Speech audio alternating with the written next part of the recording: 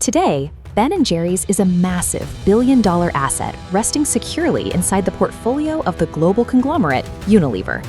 But the architects behind this corporate behemoth were two boys who met in a 1960s middle school gym class, bonding over their shared status as the slowest, fattest kids on the track. Their early adulthoods were defined by a string of rejections. Jerry applied to over 40 medical schools and was denied by every single one, winding up in a lab mashing cow hearts into test tubes. Meanwhile, Ben drifted through menial jobs as a janitor and a McDonald's worker, scraping food leftovers. Ben was a hippie at heart who found he couldn't stomach the corporate structure or the oversight of a boss. He and Jerry began brainstorming a way to make a living where neither of them would ever have to bow to that kind of authority again. Desperate to find a way out of the corporate machine, they decided to start a business together. Their first idea was delivering fresh bagels. Yet somehow, these two friends, with absolutely zero business experience, stumbled into an ice cream recipe that would eventually conquer the globe.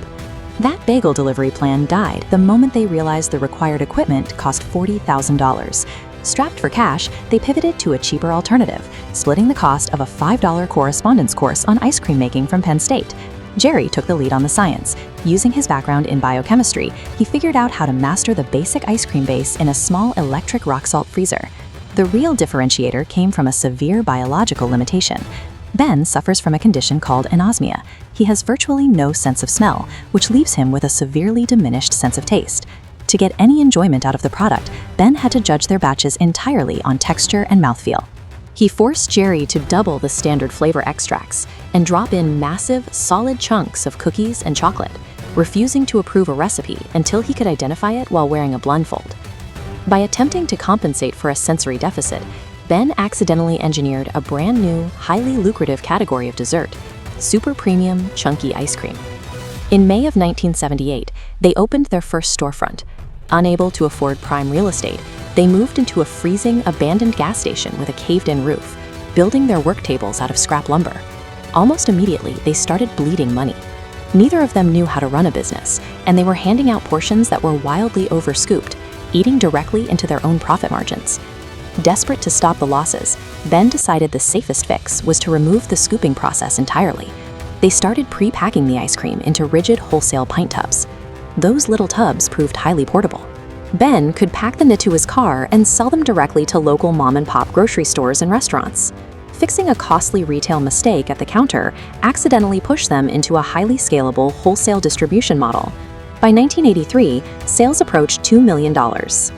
This caught the attention of Pillsbury, a massive corporate giant that had just purchased Häagen-Dazs, the premium ice cream brand holding a 70% market share. Viewing this small Vermont upstart as a threat, Pillsbury issued a strict ultimatum to distributors: drop Ben & Jerry's immediately or lose all access to Häagen-Dazs. Given the market share, distributors caved. Ben & Jerry had neither the cash nor the lawyers to fight Pillsbury in court. They bypassed the legal system entirely and took their fight to the public with a guerrilla marketing campaign. They plastered posters across the country and took out ads in Rolling Stone featuring a simple question: what's the doughboy afraid of? They set up a direct hotline, urging their customers to call in and flood Pillsbury's corporate offices with complaints. The public backlash was immense. By leaning into their vulnerability and framing the conflict as an attack on consumer choice, they forced a corporate behemoth to back down and secured their spot on national shelves. Following the Pillsbury victory, Ben & Jerry faced a strange paradox.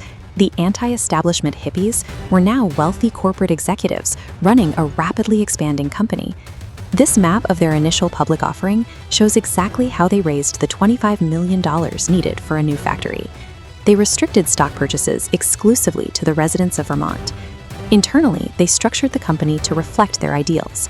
They capped the CEO's salary at exactly 5 times the lowest paid worker and pledged 7.5% of all pre-tax profits to community-oriented projects.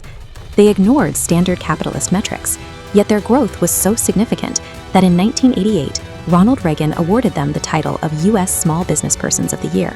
Structurally prioritizing their local community over maximum short-term profit generated a level of brand loyalty that drove their revenues well past $30 million. That rapid scale eventually broke the system. By the late 90s, their factory workers were doing 12-hour shifts to keep up. Operational costs spiraled out of control, and their stock price plummeted nearly 50%. In 2000, the board of directors, bound by their legal fiduciary duty to shareholders, was forced to accept a $326 million buyout from Unilever against the founders' wishes. During the acquisition, Ben & Jerry managed to protect the soul of their company. They contractually mandated an independent board of directors charged explicitly with upholding their radical social missions. Unilever honors that agreement today, consistently releasing politically themed flavors because they realize the brand's authentic activism is the core driver of its financial value. Ben & Jerry didn't find success in spite of their lack of business experience, their biological limitations, and their anti-corporate stubbornness. They built a multi-million-dollar brand by allowing those exact traits to define the company, creating a business so culturally distinct that even a global conglomerate couldn't afford to change it.